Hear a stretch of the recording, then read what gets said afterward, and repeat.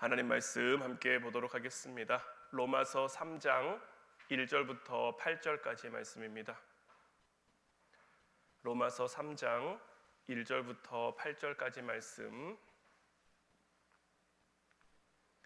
우리 함께 말씀 보도록 하겠습니다. 그런즉 유대인의 나음이 무엇이며 할례의 유익이 무엇이냐? 범사에 많으니 우선은 그들이 하나님의 말씀을 맡았음이니라. 어떤 자들이 믿지 아니하였으면 어찌하리요? 그 믿지 아니함이 하나님의 미쁘심을 패하겠느냐? 그럴 수 없느니라. 사람은 다 거짓되되 오직 하나님은 참되시다 할지어다. 기록된 바 주께서 주의 말씀에 의롭다 함을 얻으시고 판단 받으실 때에 이기려 하심이라 함과 같으니라. 그러나 우리 불의가 하나님의 의를 드러나게 하면 무슨 말 하리요? 내가 사람의 말하는 대로 말하노니 진노를 내리시는 하나님이 불의하시냐? 결코 그렇지 아니하니라. 만일 그러하면 하나님께서 어찌 세상을 심판하시리요? 그러나 나의 거짓말로 하나님의 참되심이 더 풍성하여 그의 영광이 되었다면 어찌 내가 죄인처럼 심판을 받으리요? 또는 그러면 선을 이루기 위하여 악을 행하자 하지 않겠느냐? 어떤 이들이 이렇게 비방하여 우리가 이런 말을 한다고 하니 그들은 정죄받는 것이 마땅하니라. 아멘. 오늘 이 시간에는 도망할 수 없는 책임이라는 말씀 제목 가지고 우리가 은혜 나누고 또 함께 기도하기를 원합니다. 우리가 신앙생활을 오래 하다 보면 어느 순간부터 신앙이 은혜라기보다는 무언가 특권처럼 느껴질 때가 있습니다. 내가 교회에 오래 다녔다. 내가 말씀을 많이 알고 있다. 나는 하나님의 백성이다. 이런 고백들이 어느새 우리 마음속에서 하나님이 주신 은혜로 여겨져야 되는데, 나는 교회에 오래 다녔으니, 나는 말씀을 많이 알고 있으니, 나는 하나님의 백성이니 다른 사람들과는 조금 다르다. 그들은 하나님의 은혜를 모르지만 나는 하나님의 은혜를 안다. 그러니 하나님도 나를 조금은 다르게, 조금은 특별하게 보시지 않겠는가? 로마서 2장 마지막 부분에서 사도 바울이 바로 이런 유대인의 이런 부분을 정면으로 건드린 거죠. 우리가 말씀을 나눈 것처럼 유대인들은 스스로를 하나님의 심판에서 어느 정도 면제된 존재라고 여겼단 말이에요. 왜요? 자기들은 선민이고, 자기들에게는 율법이 있고, 자기들에게는 성전이 있고, 자기들은 할례를 행해왔으니까. 성전을 중심으로 신앙생활을 하며 하나님의 율법을 지키기 위해 그들 나름대로 애를 썼으니까. 그들에게 이 하나님의 백성, 하나님의 선민이라는 정체성은 사실 하나님이 그들에게 주신 사명이란 말이에요. 그들이 하나님의 백성, 하나님의 선민으로 제사장 나라가 돼서 모든 이방 민족들 가운데 하나님의 복음, 하나님의 구원을 선포하라는 거였는데, 그것이 그들의 특권이 돼서 하나님의 심판이 이 세상 가운데 임해도 우리는 선민이니까, 우리는 율법을 가지고 있으니까, 우리는 성전 중심으로 살고 있으니까, 그러니까 뭔가 하나의 그들의 안전장치처럼, 그들의 면죄부처럼 이렇게 작동한 거죠. 선민으로서의 책임감이 있어야 되는데, 선민으로서의 의무감이 있어야 되는데, 그들 스스로 그 모든 것들로부터 회피하고 핑계하고 변명하는 것들이 되어버린 거죠. 그래서 사도 바울은 로마서 2장 28절 29절 말씀을 통해 분명하게 이야기하는 거예요. 무릇 표면적 유대인이 유대인이 아니요 표면적 육신의 할례가 아니니라. 오직 이면적 유대인이 유대인이며 할례는 마음에 할지니 영에 있고 율법 조문에 있지 아니한 것이라. 칭찬이 그 사람에게서가 아니요 다만 하나님에게서니라. 그러니까 율법을 단지 소유했다고 하나님 백성이 되는 기준이 아니고, 할례를 받았다고 해서 그것이 하나님의 심판을 면할 수 있는 그런 면죄가 아니고, 그들이 하나님의 성전을 가지고 있다고 해서 하나님이 늘 그들과 함께 하시는 것이 아니다라는 거죠. 그리고 바로 이어지는 우리가 오늘 함께 본 이 로마서 3장에서 이런 이유 때문에 굉장히 중요한 질문이 등장을 합니다. 그게 뭐냐면, 자, 표면적 유대인이 유대인이 아니래요. 표면적 육신의 할례가 아니래요. 그러면 그들은 왜 유대인이었을까요? 하나님은 왜 유대인을 택할까요? 그들이 유대인으로서 하나님의 백성이 된 유익은 무엇이며 그들이 하나님의 선민으로 선택된 이유는 도대체 무엇일까? 이 질문을 오늘날 우리들에게로 가져오면요, 우리가 교회를 다니는 의미는 무엇이며 우리가 말씀을 하는 것이 우리에게 무슨 소용이 있는가? 우리가 하나님의 택함을 받았다라는 것이 우리의 삶 가운데 어떤 의미를 가지고 있는가라는 질문으로 그 질문 앞에 우리를 서게 한단 말이죠. 오늘 본문 1절부터 4절까지 말씀을 다시 보면 그런즉 유대인의 나음이 무엇이며 할례의 유익이 무엇이냐? 범사에 많으니 우선은 그들이 하나님의 말씀을 맡았음이니라. 어떤 자들이 믿지 아니하였으면 어찌하리요? 그 믿지 아니함이 하나님의 믿으심을 패하겠느냐? 그럴 수 없느니라. 사람은 다 거짓되되 오직 하나님은 참되시다 할지어다. 기록된 바 주께서 주의 말씀에 의롭다 함을 얻으시고 판단받으실 때에 이기려 하심이라 함과 같으니라. 자, 이런 질문 앞에 사도 바울은 그 질문을 회피하지 않고 오히려 분명하게 이야기합니다. 유대인의 나음이 무엇이며 할례의 유익이 무엇이냐? 범사에 많다라는 거예요. 범사에 많은데 그 가운데 가장 대표적인 것이 무엇이냐? 그들이 하나님의 말씀을 맡았다라는 거죠. 하나님의 말씀을 맡았다라는 것은 어떤 의미일까요? 이 말은 단순히 하나님의 말씀을 소유했다라는 그 뜻이 아닙니다. 자, 하나님은 이 세상 가운데 자기를 어떻게 계시하십니까? 하나님의 말씀을 통해 계시하시죠. 하나님을 실제로 본 사람이 있습니까? 하나님을 실제로 본 사람이 없죠. 그러나 하나님께서는 하나님의 말씀으로 자기를 계시하셨단 말이에요. 그리고 말씀을 통해 그들과 언약을 맺으셨죠. 말씀을 통해 그들과 교제하셨죠. 말씀을 통해 그들을 통해서 온 세상을 구원하시겠다라는 하나님의 뜻과 계획을 드러내셨단 말이에요. 이스라엘 백성들은요, 그러니까 유대인들은요, 하나님의 말씀을 맡은 자로 이런 엄청난 특권, 하나님과 교제할 수 있고 하나님의 뜻을 깨달을 수 있는 그 엄청난 특권을 가졌지만 또 한편으로는 이것은 그들에게 무거운 책임이기도 한 거죠. 하나님의 말씀을 맡은 자로서, 하나님을 깨달은 자로서, 하나님 깨달은 자로서의 삶이 그들을 통해 나타나 모든 민족들 가운데 하나님이 함께 하시는 민족이 어떤 민족의 모습인지를 보여주어야 하는데 문제는 뭡니까? 유대인들이 이 책임을 감당하지 못한 거죠. 그래서 바울은 더 깊은 질문을 그들에게 던지고 있는데 그러면 어떤 자들이 믿지 않았으면 어찌하리요? 그 믿지 아니함이 하나님의 믿으심을 패하겠느냐? 그러니까 이스라엘이 실패했기 때문에 하나님께서 그들에게 주신 약속이 무효가 되느냐? 제가 로마서를 시작하면서 말씀드렸죠.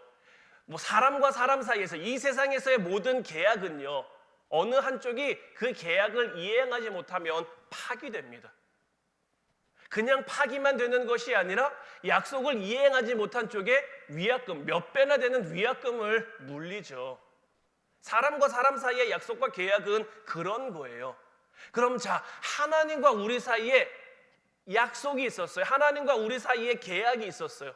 그런데 우리가 그 계약을 지키지 못했어요. 그러면 어떻게 될까요? 그 계약이 파기되는 게 맞는 거죠. 하나님이 의롭지 않아서가 아니라, 하나님이 신실하지 않아서가 아니라 우리가 그 약속을 이행하지 못했으니까 그 약속이 깨지고 그 계약이 파기되는 게 맞단 말이에요. 그러나 하나님의 놀라우심과 하나님의 위대하심이 바로 여기서 드러나는 거죠. 우리가 제 역할을 하지 못했다고 하나님의 약속, 하나님의 구원 계획 이런 것들이 취소되는가? 그렇지 않다라는 거예요. 사람은 다 거짓되지만 하나님은 참되시고, 사람은 다 신실하지 못하지만 우리 하나님은 신실하시고, 그렇기 때문에 사람의 불순종이 하나님의 뜻, 하나님의 계획, 하나님의 의지를 중단시킬 수 없다라는 것. 이것이 바로 복음이 가지고 있는 핵심인 거예요. 하나님이 우리에게 주신 그 은혜의 복음이 담고 있는 그 정수라고 할 수 있는 거예요. 구원이라고 하는 것은 우리가 뭔가를 행한, 우리가 뭔가를 이룬 성취 위에 세워진 것이 아니라 하나님의 신실하시고 하나님의 인자하시고 하나님의 자비하신 그 성품 가운데 세워지고 있다는 사실을 우리는 잊지 말고 살아야 하는 거예요. 창세기 12장 1절부터 3절까지 말씀을 보면 하나님이 아브라함을 처음 부르시는 장면의 말씀이 나오죠. 여호와께서 아브라함에게 이르시되 너는 너의 고향과 친척과 아버지의 집을 떠나 내가 내게 보여줄 땅으로 가라. 내가 너로 큰 민족을 이루고 내게 복을 주어 내 이름을 창대하게 하리니 너는 복이 될지라. 너를 축복하는 자에게는 내가 복을 내리고 너를 저주하는 자에게는 내가 저주하리니 땅의 모든 족속이 너로 말미암아 복을 얻을 것이라 하신지라. 자, 이 약속을 가만히 보면요, 하나님이 아브라함에게 내가 너에게 보여줄 땅으로 가라고는 말씀을 하셨는데 이것과 관련된 세부적인 어떤 조건이 없습니다. 네가 잘하면, 네가 지키면, 네가 실패하지 않으면 이런 말은 전혀 없어요. 그냥 하나님께서는 내가 너에게 보여줄 땅으로 네가 가면 내가 너로 큰 민족을 이룰 거다. 그러니까 하나님께서는 아브라함의 가능성을 보고 온 인류 가운데 아브라함을 보니까 얘는 좀 내 말을 들을 수 있을 것 같은데, 얘는 좀 내 말을 지킬 수 있을 것 같은데, 이런 가능성을 보고 하나님이 아브라함을 택하신 것이 아니라 하나님의 뜻과 의지를 따라 아브라함을 택하셨고 그에게 어떻게 보면 일방적으로 약속하신 거예요. 내가 너로 큰 민족을 이루게 할 거야. 내가 너에게 복을 줄 거야.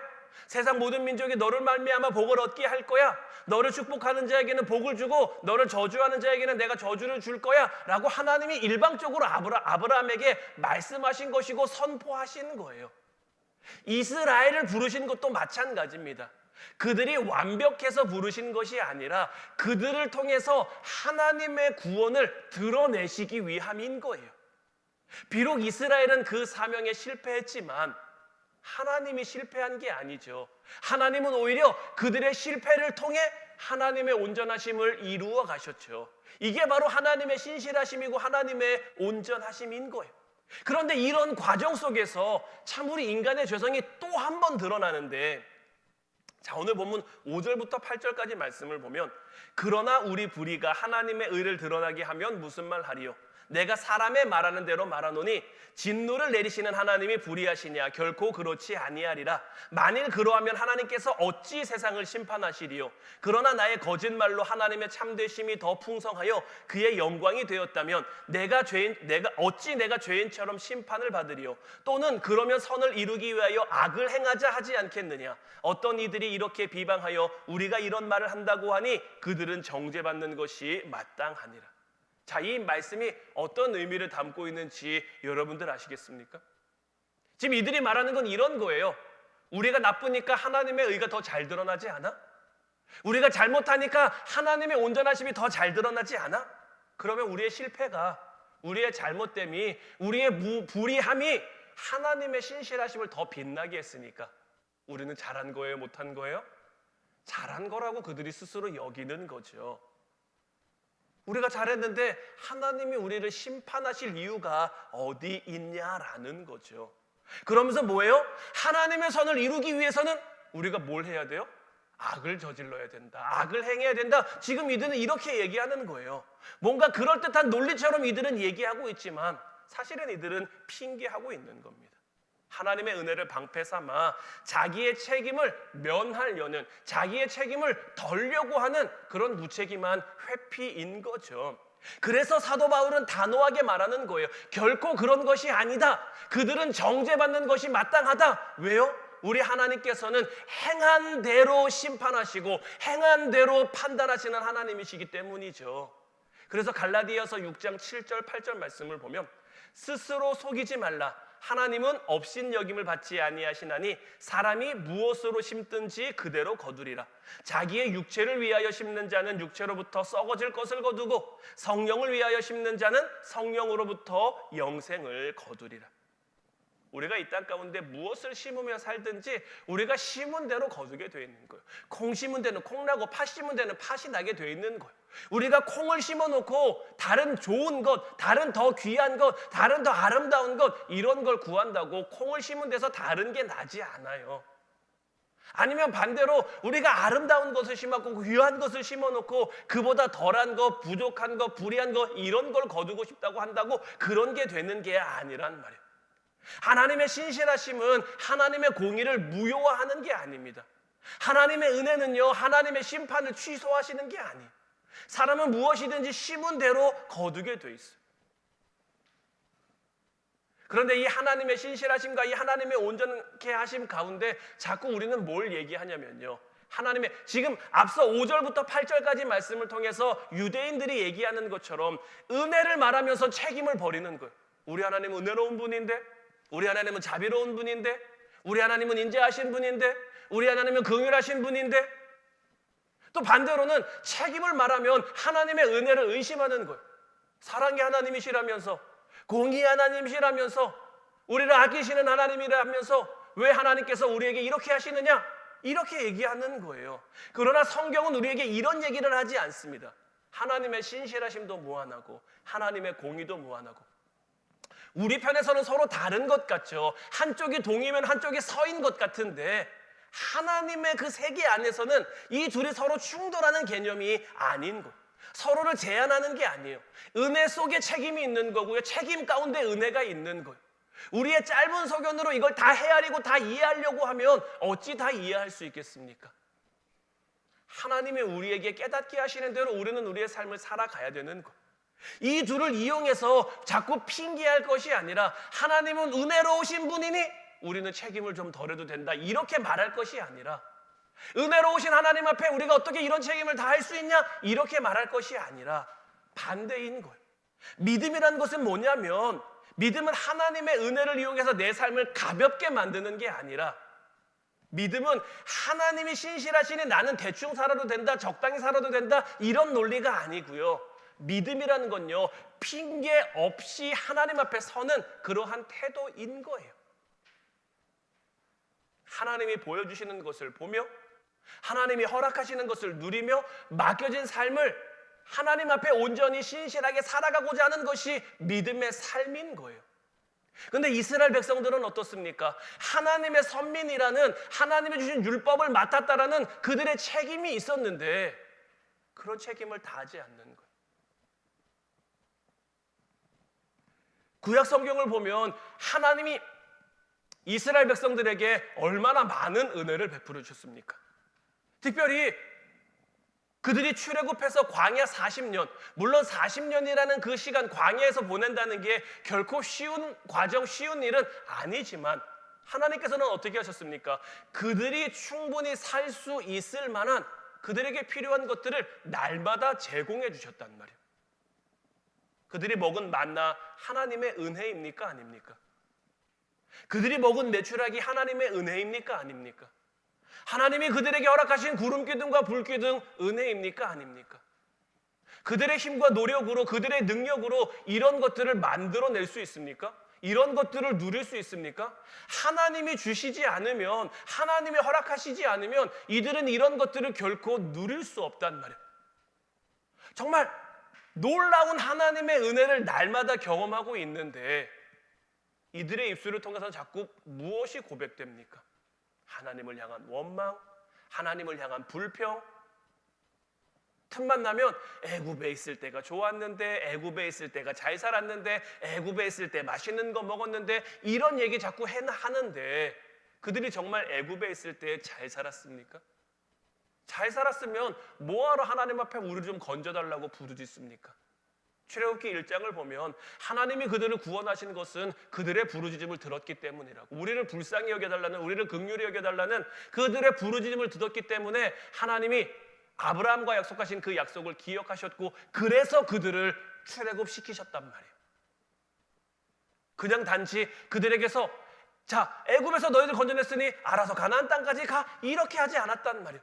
신실하게 공의롭게 하나님은 하나님의 은혜를 날마다 그들에게 주었는데 그들은 틈만 나면 원망하고 틈만 나면 불평하고,